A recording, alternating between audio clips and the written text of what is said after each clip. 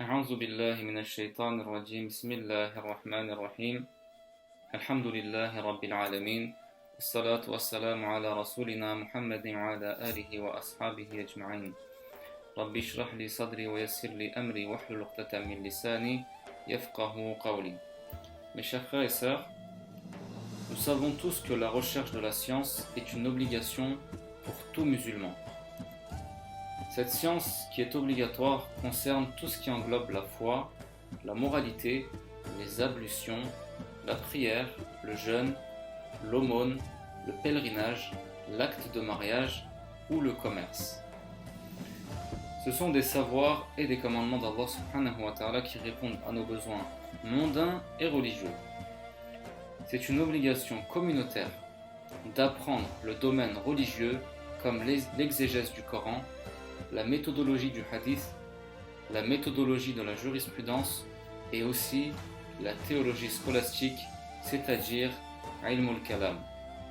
Et d'apprendre aussi le domaine du profane, comme la médecine, l'architecture, l'histoire, etc.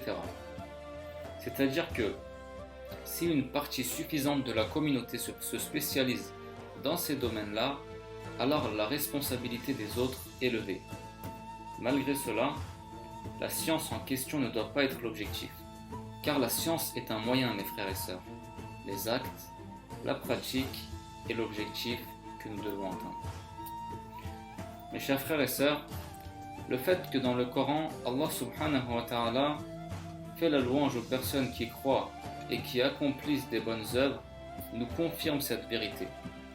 Allah subhanahu wa ta'ala nous dit dans le Coran, parmi ses serviteurs, seuls les savants craignent Allah. Allah est certes puissant et pardonneur. Donc nous comprenons par ce verset que ce qui lie la science et l'action, c'est la peur, c'est-à-dire la peur d'Allah subhanahu wa ta'ala.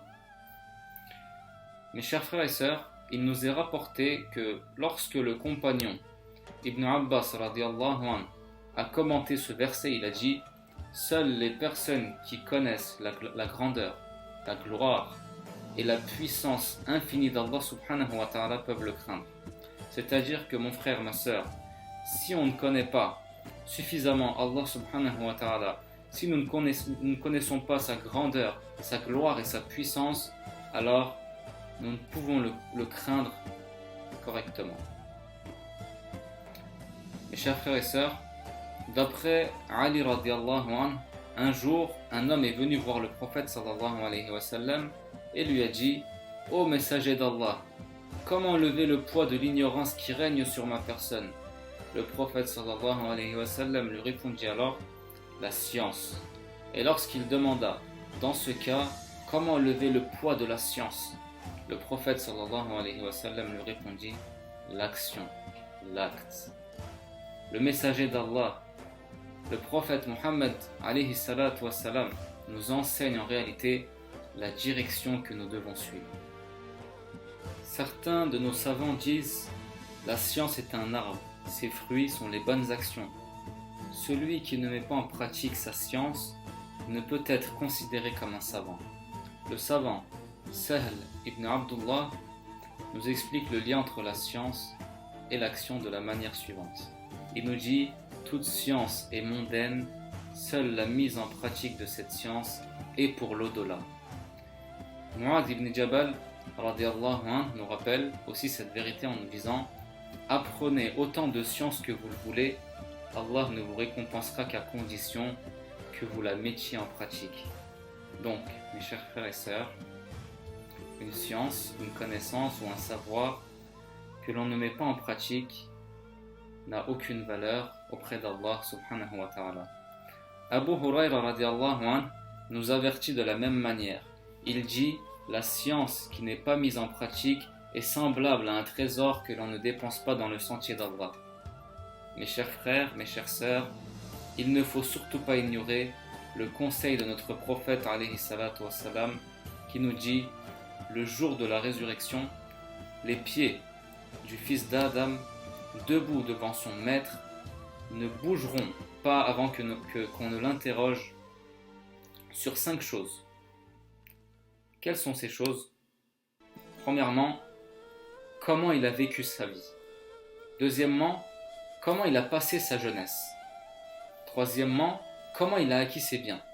Quatrièmement, comment il les a dépensés. Et cinquièmement, comment il a appliqué son savoir. Qu'est-ce qu'il a fait de son savoir. Donc, en tant que serviteur d'Allah subhanahu wa ta'ala, il nous faut sans aucun doute nous rendre compte de ces points-là. Probablement, le dernier point du hadith qui concerne le rapport de science-action que nous négligeons beaucoup malheureusement. C'est pour cela que le compagnon Abu Darda radiallahu anhu dit « J'ai peur qu'Allah subhanahu wa ta'ala me dise « Tu étais une personne de science, montre-moi alors comment as-tu œuvré avec celle-ci. » Mes chers frères et sœurs, qu'Allah subhanahu wa ta'ala fasse de nous des serviteurs qui mettent en pratique leur savoir et qu'ils facilitent notre jugement. Amin. Walhamdulillahi Rabbil Alamin.